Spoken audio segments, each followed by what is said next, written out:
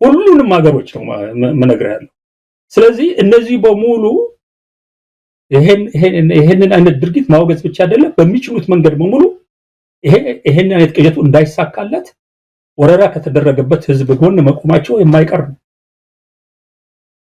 ይሄንን አይነት ችግር ሊያመጣ የሚችል ብሎ አድሮም በየትኛውም በኢትዮጵያ ዙሪያ ባሉ ሀገሮች ኢትዮጵያ አስተማማኝ የሆነ የባህር አክሰስ ወይ በባህር መውጫ እና መግቢያ ማግኘት የምትችልበት እድል ጭራሽኑ ዘግቶ ሊያርፍ የሚችል ፕሮጀክት ነው ይዘመጣለው። ይሄ የኢትዮጵያን ብሔራዊ ጥቅምና ደህንነት የሚያስከብር እርምጃ ነው ወይ ነው እኛ ጥያቄ እያቀረብን ያለው ነው ወይ አይደለም ነው። ህጋዊ በሆነ መንገድ ሰላማዊ በሆነ መንገድ ይሄንን ችግር መፍታት የሚቻልባቸው መንገዶች እጅግ አሰልቺ